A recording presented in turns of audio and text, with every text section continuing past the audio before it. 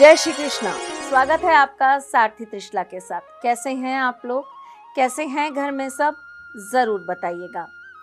आज मैं आपको चाबी का एक अद्भुत उपाय बताने वाली हूँ। एक ऐसा उपाय जिसको करने मात्र से आपके जीवन के सारे विघ्न खत्म हो जाए।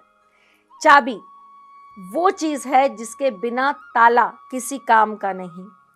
हम किसी भी जगह को सुरक्षित करने के लिए वहाँ पर ताला लगा देते हैं और उसकी चाबी अपने पास रख लेते हैं। मॉडर्न ज़माने में आजकल यही चीज़ पासकोड के नाम से जानी जाती है, जिसे हम अपने मोबाइल में, अपनी तिजोरियों में और बहुत जगह लगा देते हैं। और जब तक हम ये पासकोड नहीं भरेंगे तब तक हमारी वो चीज़ खुलेगी नहीं।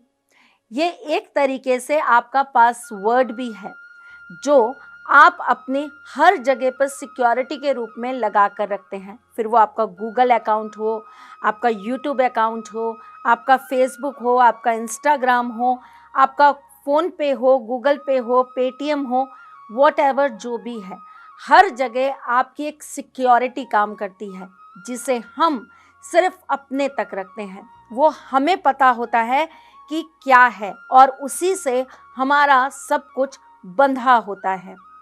इसी प्रकार पुराने ज़माने में जब भी किसी चीज़ को सुरक्षित करना होता था तो ताला लगा दिया जाता था। ताले का मतलब होता था अब हमने उस चीज़ को बांध दिया, बंद कर दिया। अब इस जगह को तब तक हम नहीं खोलेंगे जब तक इसकी चाबी जो हमारे पास है इसमें लगा नहीं दी जाएगी। इसी प्रकार चाबियां देना बड़ा शुभ माना जाता था। जब भी किसी की घर के अंदर शादी होती थी तो ऐसा मानते हैं कि सास बड़े ही प्यार से, बड़े उत्साह से अपनी कमर में से चाबियां निकालकर बहू को देती थी और बोलती थी, आज के बाद इस घर की जिम्मेदारी तुम्हारी। और वो बहू भी उस चाबी को लेकर इतना खुश होती थी कि अब मुझे इस घर की मालकिन बनने का अवसर मिल गया। ये चाबियां नहीं है, ये इस घर की, ये जो मेरी सल्तनत है, चाहे छोटा हो चाहे बड़ा, उसके लिए तो वो उसका राज्य है भाई, उसका साम्राज्य है, वहाँ की वो रानी है, पटरानी है। तो उस जगह की, उस पटरानी को आज के बाद अथॉरिटी मिल गई कुछ भी करने की। अब ये चाबियां मेरे कंट्रोल में हैं। अब इस घर में जो भी होगा वो मुझसे पूछ कर करा जाएगा। अब इस घर के अंदर जो भी कार्य होगा वो मुझे बताकर करा जाएगा। इसी प्रकार जब भी आपकी कुंडली के अंदर आपका शुक्र आपको परेशान करता है या आपका शनि आपको परेशान करता है तो हम आपको ताले और चाबी से रिलेटेड बहुत सारे उपाय बताते हैं। ये उपाय होते हैं आपकी बंद किस्मत को खोलने के। देखिए, हर चीज़ के पीछे कुंजी, एक चाबी लगी होती है। अगर आप लोगों को पता हो, अभी गुप्त नवरात्रे भी आने वाले हैं। जब हम दुर्गा सप्तशती का पाठ करते हैं, पाठ सब लोग करते हैं, आप भी करते होंगे, किसी ब्राह्मण से भी करवाते होंगे, किसी ब्राह्मण द्वारा आप अपने घर के अंदर पूजन पाठ करवाते होंगे, तब वो दुर्गा सप्तशती के पूरे 13 के 13 अध्यायों का पाठ करते होंगे। लेकिन क्या आपको पता है कि दुर्गा सप्तशती के पाठों को करने से पहले उस किताब को खोला जाता है। उसकी एक कुंजी होती है, अगर उस कुंजी को नहीं लगाया तो वो किताब नहीं खुलती। आप कितने भी पाठ करते रहिए, आप कितना भी पूजन करते रहिए, आपको उसका सिद्ध फल प्राप्त नहीं होता। ये बात इस दुनिया में 1% ब्राह्मण ही जानते हैं। बाकी के लोग सिर्फ पूजा पाठ करते हैं, उन्हें नहीं पता कि इस किताब को खोलना कितना ज़रूरी है, इसके अंदर उस कुंजी को लगाना कितना ज़रूरी है। इसी प्रकार कोई भी मंत्र, कोई भी पाठ, कोई भी पूजन बिना कुंजी के नहीं खोला जा सकता। फिर चाहे वो भैरव बाबा का हो, माता रानी का हो, भोलेनाथ का हो या स्वयं मेरे ठाकुर जी का हो। हर मंत्र को करने के लिए उसकी एक कुंजी होती है जो आपको आपके गुरु द्वारा ही प्राप्त हो सकती है। सार्वजनिक यहाँ नहीं बताऊंगी क्योंकि यहाँ पर कुछ गलत कार्य करने वाले भी लोग हैं जो इसका गलत उपयोग करेंगे, जो मैं नहीं चाहती। किसी दिन बाद में जब ऐसा कुछ आएगा कि सिर्फ मेरे बच्चे प्राइवेसी में मुझसे बात कर पाएंगे तो मैं ज़रूर बताऊंगी, पर आज जो बताऊंगी वो बहुत अद्भुत है। इसी प्रकार आपके भाग्य को भी खोलने की एक चाबी होती है। आपने ना कई बार देखा होगा, नोट किया होगा कि आप किसी के पास गए, उससे पहले आपका भाग्य बहुत खराब था, आपके जीवन के अंदर बहुत अंधकार था। उनके पास जाते ही आपका अचानक से भाग्य खुल गया। कैसे? उनको मालूम है आपके भाग्य की चाबी क्या है। कैसे खुलेगा ये, कैसे आपके बंद काम बनेंगे, कैसे आपकी वो एक हवेली खुलेगी जिसके अंदर सारी की सारी आपकी इच्छाएं पूर्ति होने के रास्ते हैं, वो दरवाज़ा कैसे खुलेगा ये सिर्फ उस व्यक्ति को मालूम होता है। इसी प्रकार हर कुंडली के अंदर भी एक ताला होता है और एक चाबी होती है, जिसे खोलने का तरीका किसी अच्छे ज्योतिषी को ही पता होता है। आज मैं आपको इसी चाबी का एक ऐसा उपाय बताने जा रही हूँ जिससे आप अपने जीवन की चीज़ों को खोल पाएंगे, आप अपनी मनोरथ सिद्धि कर पाएंगे, आप अपनी मनोकामनाओं को पूर्ण कर पाएंगे। मनोकामना तो एक 5 साल के बच्चे के अंदर भी होती है और मनोकामना एक वृद्ध व्यक्ति के अंदर भी होती है। मनोकामनाओं का कोई रूप, कोई रंग, कोई आकार, कोई हाइट नहीं होती। छोटी से छोटी चीज़ की भी मनोकामना है और कहिए तो एक पूरे के पूरे पहाड़ पर चढ़ जाने की भी मनोकामना है। किसी को एक धरती का सिर्फ छोटा सा टुकड़ा चाहिए तो किसी को पूरा आसमान चाहिए। इच्छा क्या है वो आप तय कीजिए, मैं तो सिर्फ उस पे आपको कैसे प्राप्ति होगी इस बारे में उपाय देने चली आती हूँ। तो चले बताएं आपको, लेकिन इससे पहले ये तो बताऊं कि मैं कौन हूँ। मैं आपके एस्ट्रोलॉजर हूँ, वास्तुशास्त्री हूँ, चेहरा भी पढ़ती हूँ, आवाज़ भी पढ़ती हूँ और हाथों की लकीरें भी पढ़ लेती हूँ। चूँकि आपकी सारथी हूँ इसीलिए आपको जीवन का सार बताने चली आती हूँ। हाथ में चोट लग गई है और पता भी नहीं चला कि ये चोट कब लगी। न जाने कब कब में चोट लग गई और पता चला कि पूरा का पूरा नाखून ही उखड़ गया। अजीब है, ठाकुर जी ने ना दर्द होने दिया ना तकलीफ होने दी और जब देखा तो पता चला पूरा नाखून उखड़ चुका था। तो इसीलिए बैंडेज लगा रखी है। मुझसे किसी ने पूछा था आपने बैंडेज क्यों लगा रखी है, तो अब बता दिया आपको। चलिए जी, अब आपको बता देती हूँ कि क्या करना है आपको। बचपन में याद है हम रफ कॉपी बनाते थे, आपने बनाई? मैंने तो बहुत बनाई।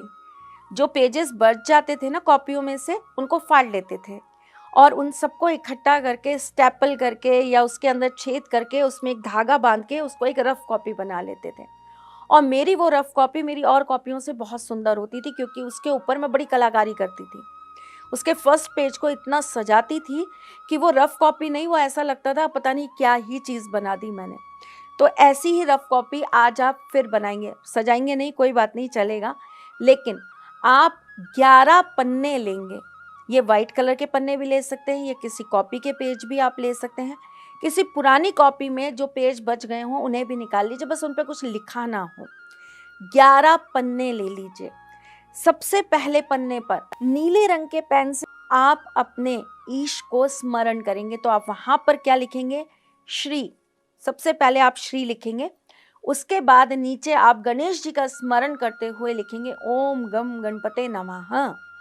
उसके बाद आप जिसको भी अपना आराध्य मानते हैं, शिव जी को मानते हैं तो लिखिए नमः शिवाय, आप ठाकुर जी को मानते हैं तो लिखिए क्रीम कृष्णाय, अगर आप माता रानी को मानते हैं तो लिख दीजिए जय माता दी। आप जिनको भी अपना आराध्य मानते हैं उनका नाम लिख दीजिए। नेक्स्ट पेज पर यानी कि दूसरे पन्ने पर आप अपना नाम लिखेंगे, अपना गोत्र लिखेंगे और अपनी माता का नाम लिखेंगे। लड़का लड़की जो भी कर रहा है ये काम, मतलब मेल फीमेल जो भी कर रहे हैं वो इसी तरह से इस काम को करेंगे। थर्ड पेज पे आप अपनी मनोकामना लिखेंगे। ना पास्ट में लिखेंगे, ना प्रेजेंट में लिखेंगे, ना फ्यूचर में लिखेंगे। आप सिर्फ अपनी मनोकामना लिखेंगे। मैं एक गाड़ी खरीदना चाहती हूँ, ये आपकी मनोकामना है। मैं एक गाड़ी लेना चाहती हूँ, ये आपकी मनोकामना है। अब आज लेना चाहती हूँ, कल लेना चाहती हूँ या लेना चाहती थी, ऐसा आपने कुछ नहीं लिखा। आपने सिर्फ ये लिखा कि मैं एक गाड़ी लेना चाहती हूँ। गाड़ी का नाम लिख दीजिए। अब उसके बाद अगले पन्ने पर आप लिखेंगे मेरी ये गाड़ी मेरे पास आ रही है। और ऐसे करते करते करते करते आप 11वें पेज पर जाकर लिखेंगे मुझे गाड़ी मिल गई है, मैं बहुत खुश हूँ। यानी कि आपने बीच के सारे पन्नों पर ये लिखना है मेरा काम हो रहा है, मेरा काम हो रहा है, मेरा काम हो रहा है। ये गाड़ी मैंने एक एग्जाम्पल दिया है। यहाँ पे अगर आपको नौकरी चाहिए तो वो लिख दीजिए, मुझे नौकरी मिल रही है, मेरा व्यापार वृद्धि कर रहा है, मेरा प्यार मेरे पास वापस आ रहा है, मेरा पति मुझे और ज़्यादा प्यार कर रहा है। ये सारी चीज़ें आप बीच में लिखते चले जाएंगे और लास्ट वाले पन्ने पर आप लिखेंगे कि आपको वो चीज़ प्राप्त हो गई और आप बड़े खुश हैं। और नीचे आप वहाँ पर धन्यवाद लिखकर आप ठाकुर जी का नाम लिख देंगे, राधे कृष्णा। अब आप एक चाबी लेंगे। ये कार्य आपको, ये जो पेपर है और आपको ये सारा सब कुछ जो लिखना है, कॉपी बनानी है, ये आप किसी भी दिन बना लीजिए, लेकिन चाबी का उपाय आप शनिवार से चालू करेंगे। शनिवार को आप पहले दिन पहले पेज के अंदर इस चाबी को रख देंगे। उसके बाद रोजाना आप जो लिखा है उसे पढ़ेंगे और वहाँ पर चाबी को रख देंगे। फिर आप उसके अगले दिन अगले पेज के अंदर रखेंगे और फिर आप वहाँ पर उस चीज़ को पढ़ेंगे जो आपने लिखा है। ऐसे करके 11 दिन बाद आप उस चाबी को ले जाकर पीपल के पेड़ के नीचे बांध आएंगे। एक धागे के अंदर बांध लीजिएगा। धागा लाल हो सकता है, काला हो सकता है, और पीपल के पेड़ के नीचे जाकर उसे बांध दीजिएगा। अगर वहाँ पर आपको कोई ऐसी टहनी मिल जाती है, कोई ऐसी लकड़ी मिल जाती है जो आप वहाँ पर दबाकर उस पर बांध सकते हैं तो बहुत अच्छा रहेगा, वहाँ पे बांध दीजिएगा। नहीं तो अक्सर पीपल के पेड़ के नीचे चबूतरा बना होता है, वहाँ पे कुछ कील या इस तरह की निकली होती हैं, तो आप वहाँ पर बांध दीजिएगा। बांधेंगे कैसे ये आप देख लीजिएगा, क्योंकि कोई ना कोई चीज़ आपको ऐसी लगानी पड़ेगी जिस पर आपकी चाबी बंध जाए। अपनी मनोकामना 11 बार बोलिएगा और चुपचाप आ जाइएगा। 11वें दिन जो भी दिन पड़े कोई दिक्कत नहीं है, आप ये कार्य ज़रूर कराइएगा। करके देखिए, एक चाबी आपके भाग्य को खोल देगी और आपकी ज़िंदगी को बना देगी। कोई कन्फ्यूज़न हो, कोई बात हो, मैं लाइव आऊँगी, उसमें पूछ लेना। बिना पूछे कन्फ्यूज़न में कोई काम मत करना।